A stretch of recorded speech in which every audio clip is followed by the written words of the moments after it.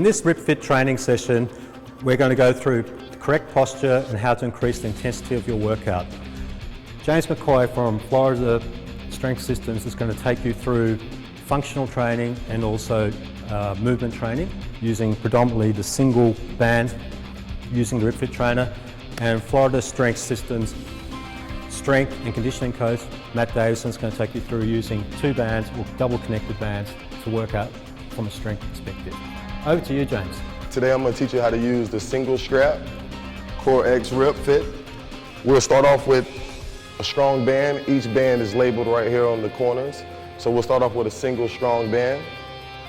First off, let's start off with, if you are definitely a beginner using this type of equipment, we have an ankle strap here that we can use for a safety mechanism to wear around the wrist to help support and just to make sure that this doesn't fly out your hand, because this is a bungee cord that's pulling you back.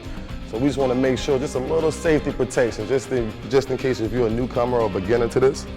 What we'll do is you'll put it around the wrist, we'll run it through here, take it through the strap, we'll attach this, we'll make this pretty tight here. So now we have a little safety mechanism here so this won't go flying out our hand. This is for beginners. You don't have to do this. This is optional. I will take this off and not use this, but this is an option that you have to use with the equipment. Perfect. Now we will start. I'm gonna start off by just showing you posture, how to hold a band, how to make sure you're using this right with your hips in the neutral position. I'll start off from the side. We want to keep the CoreX RipFit below the breastplate, right below your pectorals. Notice my hips are in the neutral position. I'm not leaning too far forward, putting pressure on the back. I'm not too far back, taking the pressure off the abs. We want you upright, tall, pressure evenly distributed through the foot, weight on your heels. Notice how I have the band, notice how I have the RipFit right here below the breastplate from the side. From the front, that's how it would look. This would be more of a medium difficulty right here. Look, notice my feet, they're wide. This would be more of a medium type difficulty stage. For beginners, I would suggest you to stack the legs. This takes pressure off the core, but it does make it doable just in case you're a little weak. For my more advanced people who work out every day, we would like to take both feet together, putting all the pressure on the core, making it a little harder to keep it right here from the side, from the front. I'm gonna turn around and I will show you how to use the torso rotation, the proper technique. From the back, it's the same concept. Feet together, making it very hard. This would be more medium difficulty. This would be the easiest. Notice as you walk in, this makes the difficulty less easy. This makes it easier to do as you walk in. Me personally, I want max difficulty, so I will walk out. Notice how the bungee is ripping me back in. That's when we want to run the hand through the band. Now it's locked. So just in case if you're weak and this is your first time doing it, it flies out, it'll catch it. Perfect safety strap for you. Notice some arms out straight. CoreX right here. Twisting the torso. Not using the arms. We're not pulling it all. The arms will stay straight. We will just twist with the torso. Using our abs and our lats, obliques. Now we're just twisting. I can easily show you from the side to give you a side view. So I'm not letting it rip me out to the side. I'm noticing I'm staying right here square. Abs are engaged, they're activated. Arms out straight. I'm just twisting the torso. The arms are not moving. So torso rotation, once again, easy, easier. If you want to challenge yourself, let's step away hard, even harder, which makes it even harder to rip.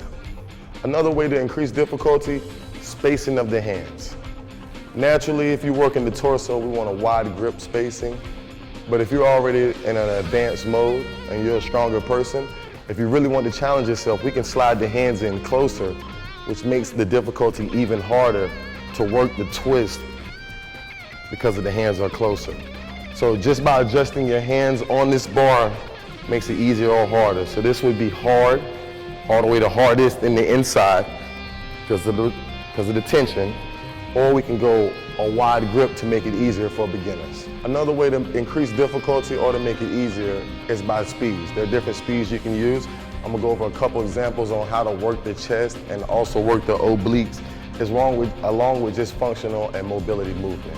I'll start off from the side. Neutral position, hips neutral. Hands here, low, below the pectoral, the chest muscle. This would be for beginners. We will start off here with a slow twist with a pop. That'll be for beginners. Notice how slow I'm going. Just working, just making sure I'm keeping my abs tight. For more of a beginner, or let's say more for athletes, if you're training to play high school sports, college, or professional, we need more intensity, fast twitch muscles. So I will show you a more advanced way to do this. We'll go fast, pop, fast, pop. So notice how I showed you the first one with beginner. We can do a slow, more control for a beginner. For our elderly, older people, rehab therapy work. One step, punch, lock out, keeping the core tight. I'm only twisting with my torso. This is my pivot foot. Pop it. Or for athletes or people who take more training more seriously, who are more serious about their craft, we can go very fast to increase the difficulty. Pop. Pop. I can even toss a jump into it. Big pop. So just based off speed alone, you can also make your difficulty harder or easier. And now I'm gonna pass it over to Matt Davison to show you how to use the RipFit with 2 bands on it for increased difficulty. Again, with the RipFit trainer, another way other than using the wall mount is to bring the carabiner and strap it to the other side of the RipFit trainer. When using the RipFit trainer like so, it's important to use good posture. We encourage slight bend in the knees, sink the hips a little bit. We're keeping a neutral spine. Do bicep curls, takes pressure off the lower back, keeps the body in full alignment. To increase resistance, one way to do so would be to spread the feet out. It's going to shorten the amount of bungee, increasing the resistance. Another way to do so would be to just twist the RipFit, shortening the strap that's connected to the carabiner. And if that's not enough resistance, you get 2 bands with this product. We can go ahead and strap the second band to it.